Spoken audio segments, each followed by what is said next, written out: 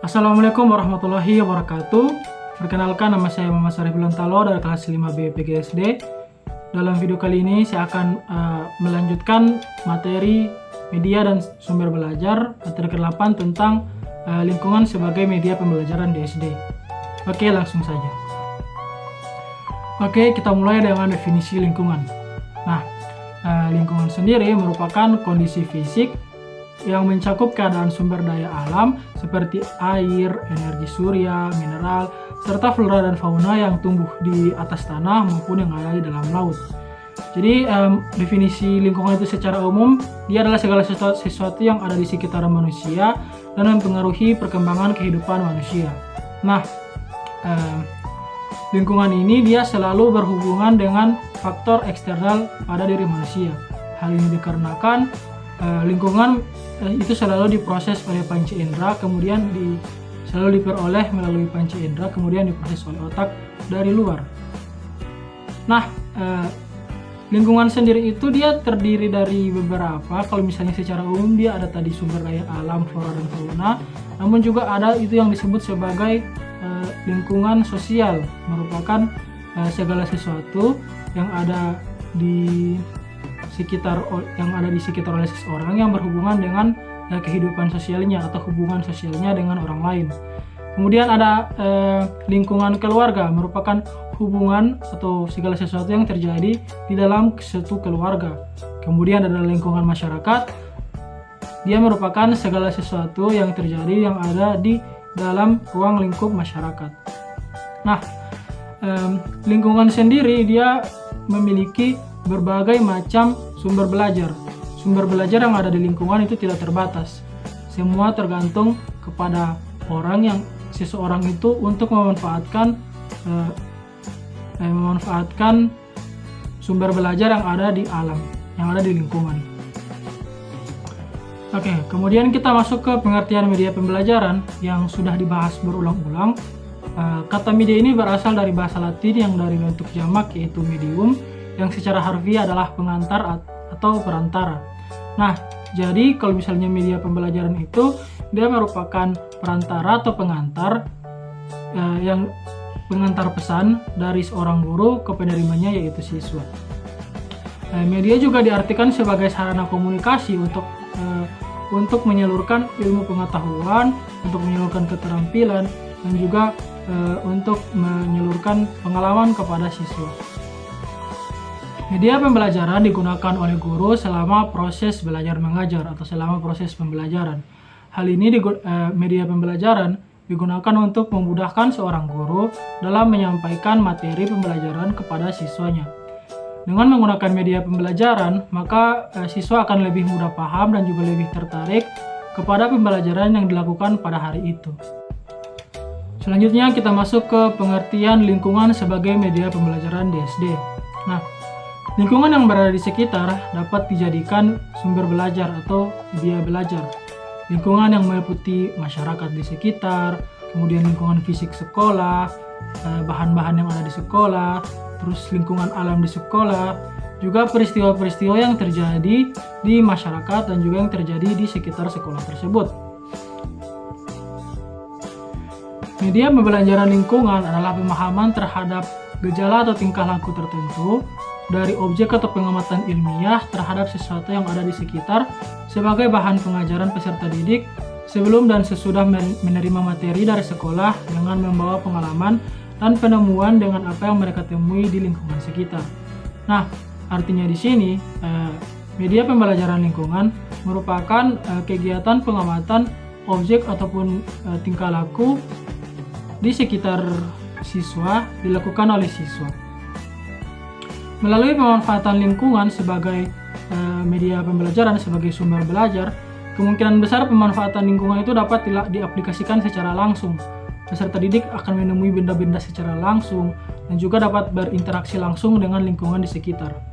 Nah, dengan adanya interaksi secara langsung dengan lingkungan dalam media pembelajaran, dalam pembelajaran, akan memberikan dampak positif kepada siswa-siswa di mana mereka mungkin akan dengan mudah memahami materi dikarenakan materi tersebut itu dia dapat ditemukan di sekitar mereka.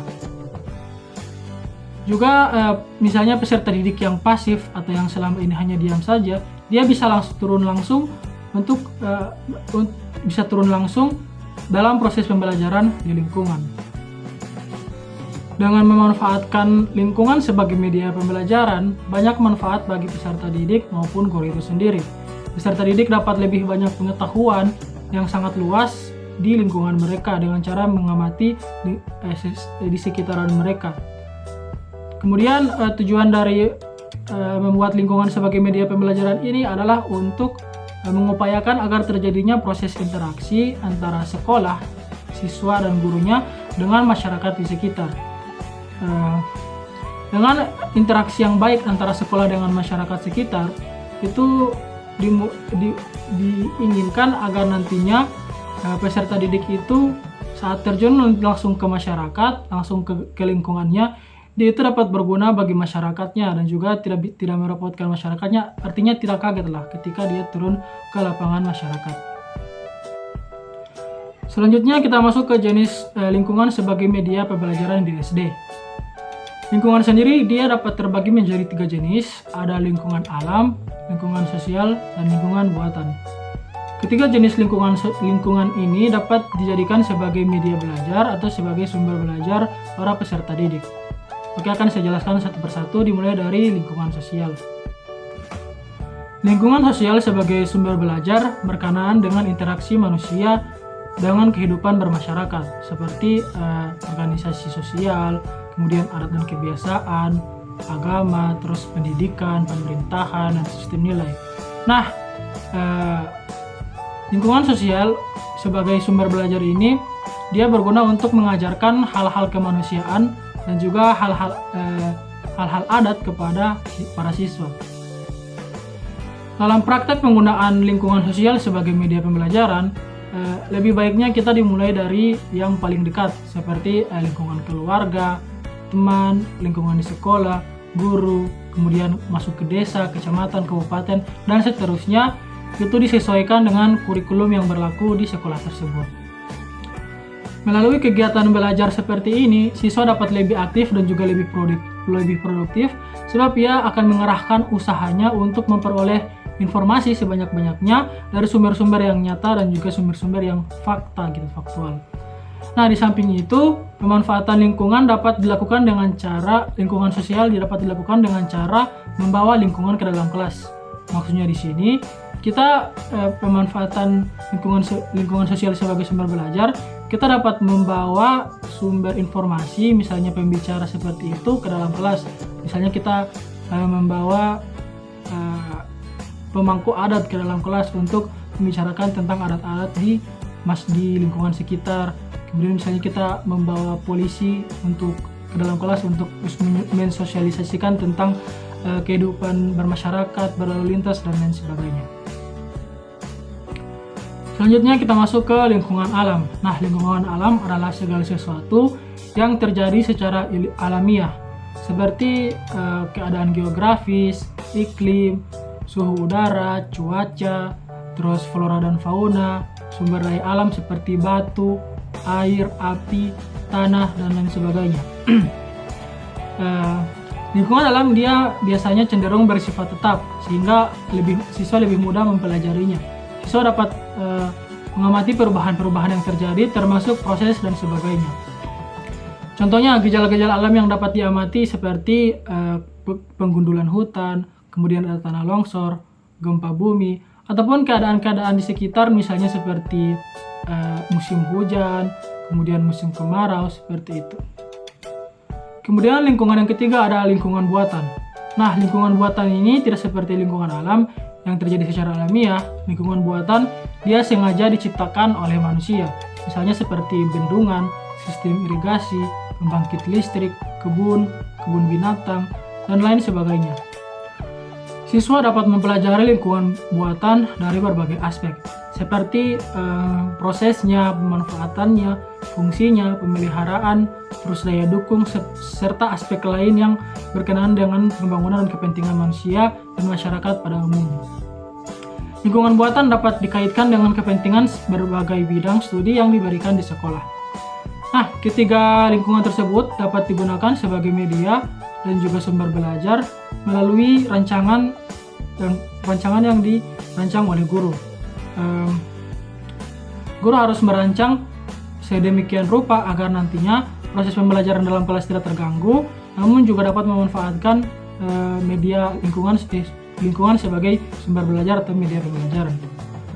Siswa dapat menugaskan sumber belajar lingkungan ini di luar jam pembelajaran atau pada saat jam pembelajaran. Contoh pada saat jam pembelajaran tadi seperti pada saat di sekolah seperti tadi, guru membawa seorang polisi ke dalam kelas untuk menceritakan tentang lingkungan sosial.